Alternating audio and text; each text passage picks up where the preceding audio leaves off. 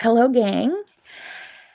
Happy Tuesday. I am so happy to be home. I was away most of September and I missed you all. I had to cancel a few Facebook Lives due to doctor's appointments and travel schedule. So it's good to be back, and I'll be home for about 3 weeks, which is lovely. A little less than 3 weeks. So I'm super happy about that. I've been stitching up a storm. I have threads on me everywhere. Does anyone else wear their threads everywhere they go? When I go out in public, people pick threads off of me, and I'm like, don't even bother. It's a lot. So I don't have any pets, so that I'll have pet hair on me, but I definitely have quilt hair on me no matter where I go. So I'm just changing this angle here a little bit. Let's see. I have some fun new things to talk to you about. One of the things I did while I was away was I had an 80th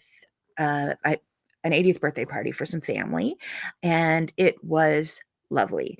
Um, it wasn't anything super fancy, but it was something nice to look forward to. It was great getting all of the family together, and it was great making the party recipients happy. So that was a special memory. And before that, I was on a quilt retreat. There's a quilt retreat called Socation, and it's held in Massachusetts, in Sturbridge, Massachusetts. And fortunately, that's only about 2.5 hours away from me. And it's people I've known for a really long time, like 25 years. And I've been there before, but I haven't been there in a good 5, 6, 7, 8 years, pre-pandemic. So it was wonderful. It was my first quilt retreat. That's not true. It was my fourth quilt retreat since the pandemic. I had two with just one friend, and then I had one at Primitive Gatherings, if that counts as a quilt retreat, which I think it does. But this was wonderful. Just a bunch of people and way too many projects that were never possibly going to get finished in the amount of time we were there. Is anybody else an overpacker for quilt retreats, or is that just me? Um, I only packed 1, 2, 3 projects. I think it was 2 brand new kits, and we'll discuss how new they were in a minute, and then a problem child quilt that I wanted to resurrect and try to finish. So the first kit I opened was from 2003. Um, the uh, the pattern had been mailed to me separate from the kit, and I still had the envelope. 2003. So it had been seasoning and being stored and aging nicely in my stash. And the box it was in was faded, but it was a cardboard box, so everything that was inside of it was still lovely. So let me see if I can find it. I did stack it up over here. I put some things in out of order. Hold on. So the pattern is by Pinwheels, and it's called Scotch and Soda. And it was 28 fat quarters. This is a quarter of it wide and long. And it was just lovely fabric. It was from Whimsicals. I think I don't remember what the fabric line was, but it's been aging like a fine wine, and now I have to think about how I want to quilt it. This is a sizable quilt. It's probably a twin bed size, so it'll be a good gift quilt, large throw twin, and I have some guys on my quilt gift list, so this will probably go to one of those. Not all quilts are guy friendly, so this one's nice and dark and warm. I almost feel that it needs a flannel backing just because it looks like flannel, but it's not. So I'm thinking about the backing, and I'm thinking about the quilting. It's probably going to be quilted. I have two choices on the quilting. There are 12 big blocks in it, plus an inner sashing. Um, so it has all of these thin strips. That would be perfect for ribbon candy. But then that leaves me a 16-inch block to quilt. And I'm thinking I just want an overall. So I'm thinking hard about what to do with that quilt. But it's nice that it's all done. And I have enough fabric for the binding and have to think about the backing. Now, I have a quilt pile right here, and it's about up to my shoulder when I sit down, and it's maybe 3 quilts wide. So I have a lot of quilts here waiting to be quilted. Some are basted, some are not, and I'm going to work my way through them. This one won't be basted for a little while yet until I get this pile managed a little bit better. So there goes that one. Let's see. The next thing I did was I pulled out a problem child. I had made a quilt years ago, also pre-pandemic, and I had a lot of fabric left over. It was black and white and purple, and it was Jack Skellington border, and I gave the quilt to my daughter-in-law, and because she loves, loves, loves Halloween, and Jack Skellington is one of my daughter's favorites, so it's perfect. So I had a bunch of extra fabric, and I made it into a quilt, and this is the block, and there's 4 of those, and I really just like the little pinch of purple in it, little pinch of purple here, and I put some purple in the outer border, but there's tons of fun place for quilting, so I'm looking forward to doing that one. So I did finish this one after I came home, but I at least had it figured out while I was on our trip. So that one also won't be basted for a little while yet. I have a lot of quilts right over here that need to get basted and quilted and done up. So that was my retreat. Way fun. And yeah, I need to schedule more of those in my life. So leave a comment to let me know if the comments are working, because I have so much more to tell you. I have a list since we've taken a couple weeks off. Let's see.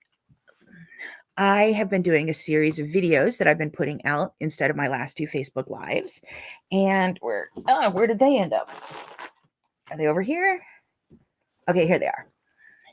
So Handy Quilter has a quilt along. And it is 6 different blocks for each of them. And I know I have that huge pile of quilts over here. So I know, I knew I was going to be gone in September, and it wasn't going to be, I wasn't going to be able to do the whole quilt. It didn't match with my priorities and my time allowance. So I made every block into a placemat. So I made 1 snowman block instead of 4, and I quilted it all over with snowflakes. And I have a video online of that. So that's on my YouTube channel, which is lovely.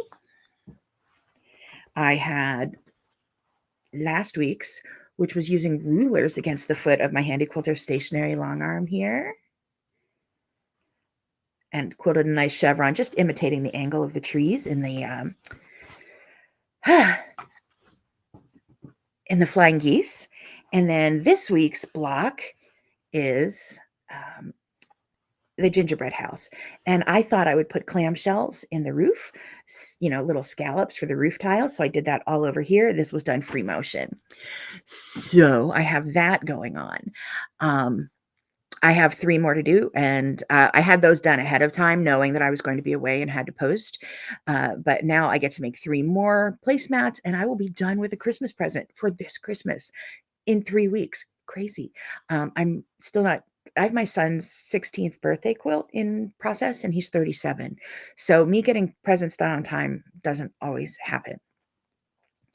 I hope you guys are quilting out there. I know that a significant portion of the Southeast US is underwater right now, and my heart just goes out to them. I have some viewers. I have some Facebook followers and video viewers who I'm not hearing from today, and that's making me a little sad and a little nervous, and I'm hoping everybody's okay. So take care of yourselves. If you get to watch this, know that you're in our hearts, and it's just devastating, and we're so sorry for what's happening to all of you.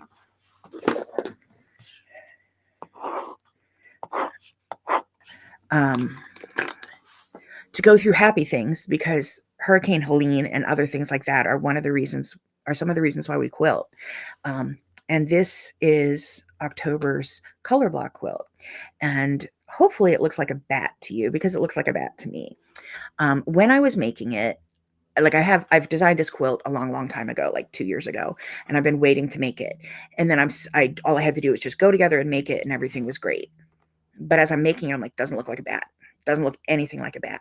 And I had to take the quilt to my husband and ask him to hold it up, because he's tall and has long arms. Ask him to hold it up so I could see the whole thing. I'm like, oh, yep, there's a bat.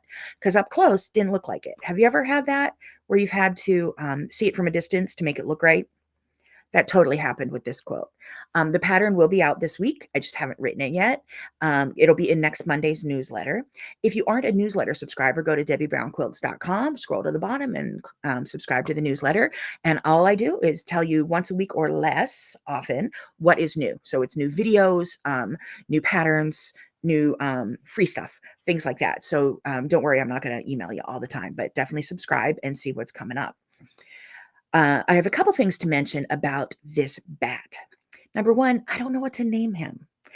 And I want to name the quilt Batley because that's from Eureka's Castle, which was a show my children watched. And Batley was one of the characters on there. And the other thing, there's a video of a little girl who likes bats.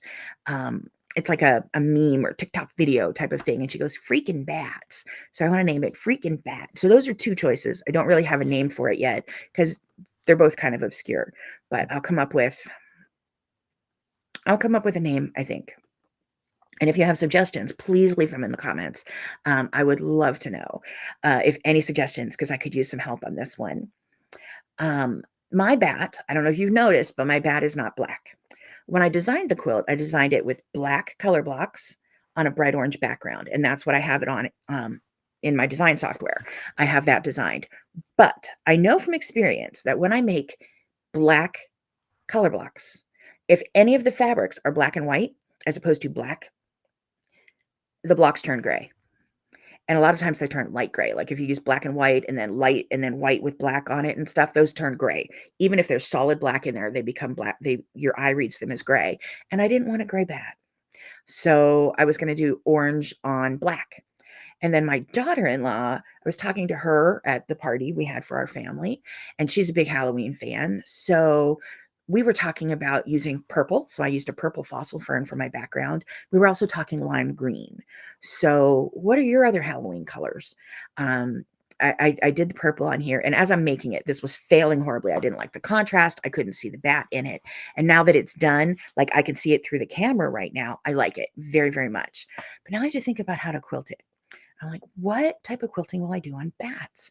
My goal is to have it out in 2 weeks, to have the pattern out this week and have the quilting out 2 weeks after that. So I have a little time to think about it, but I gotta think about it.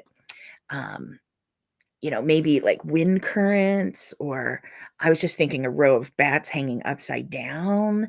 I don't know. I don't want it to look too Batman bat signal-ish, but trying to come up with what it's going to be on there. The last thing I have to talk to you about today is there'll be another new video. So there will be a new placemat video up next week. There will be this pattern up for next week, and there'll be a new As the Bobbin Turns video. So As the Bobbin Turns is my subscriber only video, and my subscribers have been really patient as I've been getting my health back. But I dreamed about this quilt. So this is a quilt I make all the time. It's called Sweet Tooth. It's a cutie quilt, which means it's made with 16 fat eighths. And I've probably made 30 or 40 or even 50 of them over the years because I love making this quilt and I love quilting this quilt. So what I typically do is in the background, I do ribbon candy. I stitch ribbon candy in the background and then leave the focus fabrics unquilted with a loft batting so that they pop out. But I was thinking about what happens if I quilt with the bacon stitch on my sewing machine. I call it a bacon stitch because it wiggles. Just using the horizontal lines and the vertical lines in my blocks as a guide. So this is kind of houndstoothy checkerboardy. And I was really looking forward to quilting it, and it was so much fun. It's almost as fun as ribbon candy. I was almost looking forward to it as much as I look forward to ribbon candy because it was lovely to sit there and quilt it. I'm halfway through the binding right now, the video. I have to process the video, but I will have more content out for you again next week. I love being home for a while, and I love finding my happy place in my sewing room again. I was sick for about 1.5 years. And then it took a while to get my energy back. And I'm finally to the point where I wake up in the morning going, oh, I got to go sew. I was making the best of it while I was sick. I was doing what I could while I was sick, but it wasn't my biggest. I wasn't having a lot of joy in it. And now it's my favorite. I'm back in the sewing room. So it's lovely after 1.5 years, almost 2 years of being sick, 1 3/4 years, to be back in the sewing room. And thank you for your patience as I'm finally able to put out the content that I want to put out again. I'm also back at work because since I saw you last, I was in Vermont teaching at the Quilters Corner at Middlebury Sew, in fact, in Middlebury, Vermont, which was, oh, it was lovely. I was joking with them about the horror of having to drive through New England while the leaves were changing. Vermont doesn't have a lot of commercial areas, so I had to stay at an old inn and drive on windy tree-lined roads, and even it was just terrible.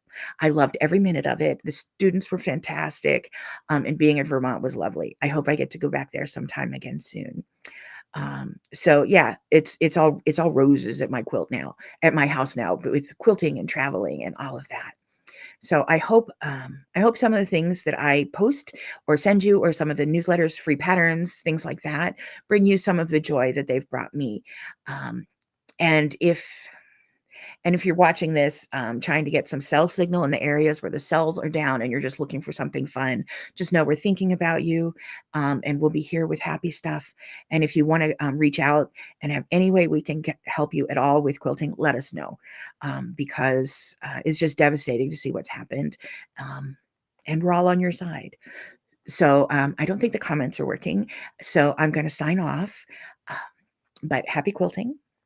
Look for your newsletter in yesterday's newsletter. You'll get another one next Monday, and I'll be back again with a video on Tuesday at 2:30 New York time.